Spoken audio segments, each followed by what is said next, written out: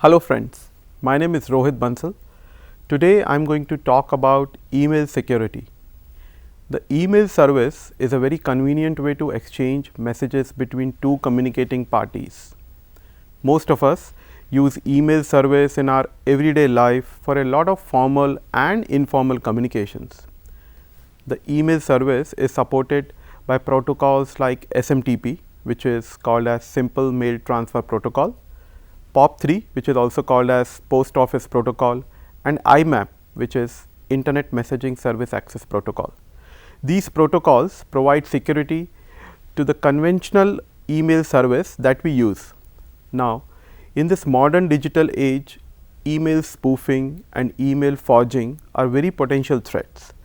So, there is a need to understand the security properties or the security attributes that are in place in our conventional email service, and if needed, how can we have some additional security attributes or security properties in the conventional email, so that without disrupting the communication between the sender and the receiver, it can avoid email spoofing and it can detect whether the email is forged or not.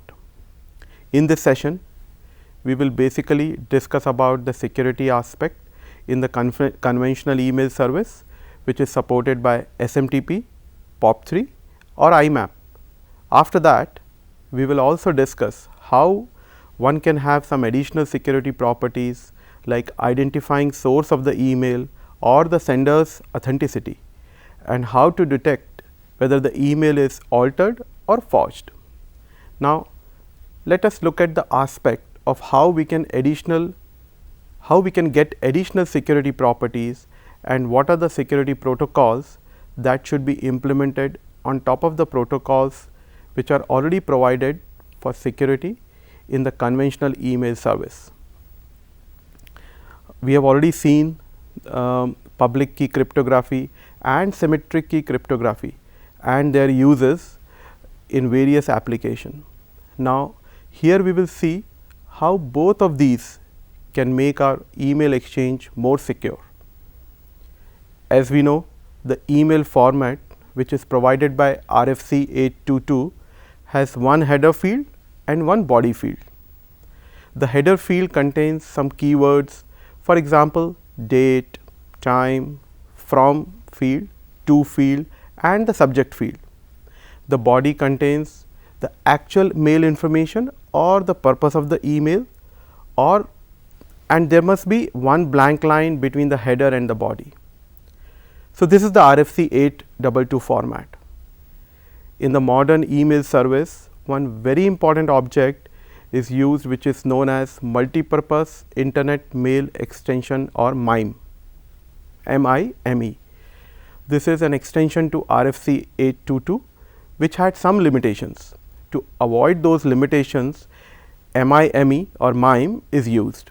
This MIME specification defines new message header field, and a number of content formats are also supported, which enables the mail to have different type of attachment, including multimedia content as well. Some content transfer encoding schemes have also been defined in the MIME specifications. If we go by the conventional email exchange, then we can fulfill our basic requirement of a simple conversation, but sometimes if the email content has some sensitive information, then this conventional email exchange may not provide the required security, and here we might need some additional security features. For example, whenever we receive an email, we do not know for sure whether that email was sent by a particular sender or not, or the content of the email is authentic or it has been modified by someone else. We read it and we continue, and sometimes this approach can be harmful as well. Let us try to understand this by an example. So, suppose there is a one web based email server in which the interface is already provided and one can just fill information in the body of the email. The from field can be given very easily and it will have the sender's email ID. The to field will have the receiver's email ID. then we will write the subject of the email based on the target goal. Then the body will contain the main information, which is the main purpose of the email. In this way, a mail can be composed very easily, and it can be sent by just clicking on the send button. When the receiver will open the email, in the from field, he will see that who has sent him this email. Let us suppose that it is from a CEO of a big corporation. Then he will see the subject field, which will tell him the purpose of the email. Let us say that it contains a title as job offer. The body of the email will contain a very polished write-up because it is coming from the CEO.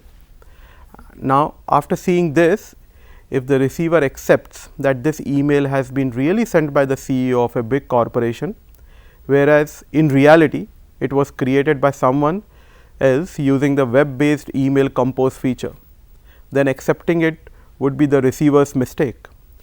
So, what can he do? He can write back to the sender to confirm the authenticity of the source of the email. But if he does not do that and immediately starts acting as per the instruction in the email, then he may commit a mistake. So, here as far as the security of the email service is concerned, the problem is that the source or the origin of the email is not authenticated by the receiver. If you are not authenticating the source of the email or the sender, the acting immediately after receiving the email, then there may be some problems. So, you have to first check whether the sender has really sent you this email or not. The authentication of the source of the origin of the email is really very important, and this feature is not provided in the conventional email exchange. If the body of the email or the content is in the plain form, then somebody may alter it and can change the purpose of the email entirely. So, the content is not protected. In case of sensitive dialogue or for a sensitive message exchange, it must be protected. It must be confidential between the sender and the receiver only. Any third party apart from them should not be able to understand that what is being communicated from sender to the receiver. So, message confidentiality is another feature that is not there in the conventional email exchange. Now, the sender and the receiver are exchanging some sensitive information, then they may require to have this security feature in place. In order to do that, there are two commonly used email security protocols: SMIME, which is called as Secure MIME, or PGP, which is also known as Pretty Good Privacy. PGP is open source, but SMIME is not. But both of these can provide additional security properties for that email service. The additional security properties which can be achieved on email application includes following. Number 1, message origin authentication. The information about who is sending the email or the sender authentication, which can be achieved with the help of digital signature. Number 2, message integrity. The surety that the email content has not been altered by someone else, which can also be achieved by digital signature. Number 3, message confidentiality. The facility of using an encryption algorithm for encrypting the body of the email so that it becomes confidential and can be read only by the sender and the receiver, nobody else. Number 4, non-repetition of the origin.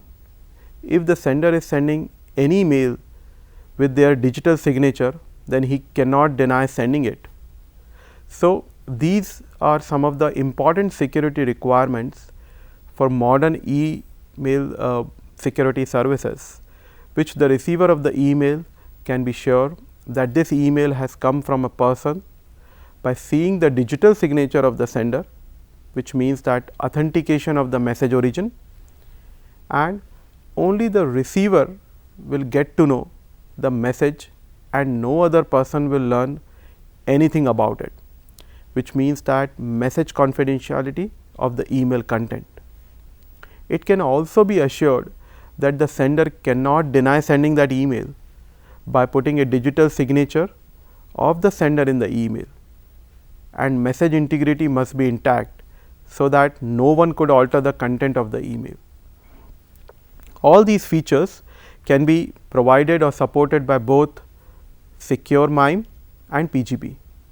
We can enable any of these two protocols in our conventional email service, and then we will have these additional security features to avoid that vulnerabilities which we had mentioned earlier. In an encrypted email exchange, the sender encrypts the email and the receiver has to decrypt it. This can be done using public key cryptography or symmetric key cryptography. Now, in this, when the sender is sending the email, he will select one random secret and it will be encrypted by recipient's public key, which is known to the sender. After that, the actual email message will be encrypted using that random secret by a symmetric key and encryption algorithm, and then the sender will send this encrypted message and the encrypted key to the receiver. After receiving the email, the receiver will first of all open that encrypted key, which he will have to decrypt using his private key. So, now he will have the knowledge of the symmetric key. Using that symmetric key, the recipient can decrypt the message, and then he will know that the content of the email is coming from a secure channel. This is how encrypted email feature works. Now, let us discuss about the signed email. In this, the authenticity of the sender is provided completely, but there is no confidentiality. Here also, the public key cryptography will be used. A digital signature will also be used here. The sender will create an email and he will sign the message of the email using his private key, which is nothing but a digital signature. Then that signed message will go to the receiver, who can verify it using the sender's public key, which is known to him. If the verification is successful, then the receiver will accept this email as an authenticate email which has come from an authenticate sender. So, the authentication of the source of the email or authentication of the sender is confirmed and the integrity of message is also provided.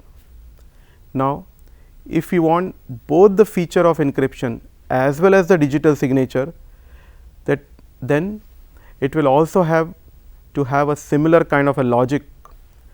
For providing confidentiality, the actual message will be encrypted with symmetric key encryption algorithm, and for that a symmetric key is selected and that key is encrypted by the receiver's public key. Then the sender will sign all this using his private key. After that, the mail will go to the receiver, and receiver will first verify the digital signature using the sender's public key. Then the receiver needs to know the symmetric key. So, he will decrypt that encrypted key using his private key. In this way, he will know the symmetric key using which he will decrypt the email, and then he will be able to read its content. So, this is the way by which both these features can be enabled together. In this way, we have all these different options. If we are using Secure MIME or PGP, we can have the decrypted email, we can have the signed email, or we can have a combination of both. So, technically we can achieve authentication, confidentiality, integrity and non-repetition, all of these features in our email service. One more thing that we need to mention here is that you enable Secure MIME or SMIME and PGP, although you have additional security properties or additional security features in your email application, but some limitation would still be there because the header is not encrypted. The body can be encrypted, but the header, which includes the form field, the to field, date and time and the subject cannot be encrypted. The subject of the email provides very valuable information.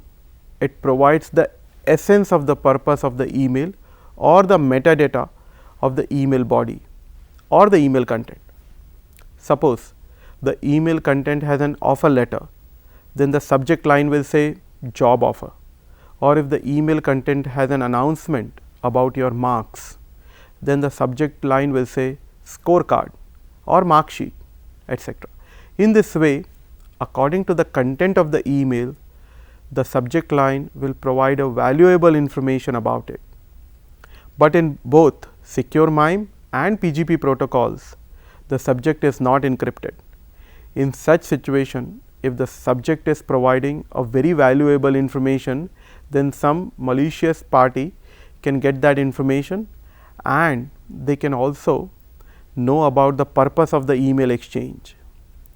Then they can try to figure out about the actual content.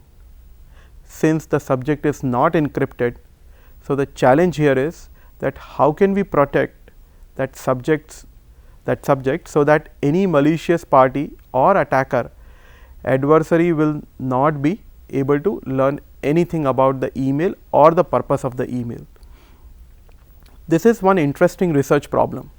So, some research literature is available in which some people have suggested some solutions by which the header of the email can also be protected, but in practice no such proper protection method is there. So, this is one problem here. In this way, it is a major problem with both the protocols SMIME and the PGP protocols that the header cannot be encrypted. It may not be necessary to protect the from and the to fields, but if we can protect the subject field, then it will also provide some additional strength to our email security service. I hope you would have understood the email security service and the challenges faced and the current status of this.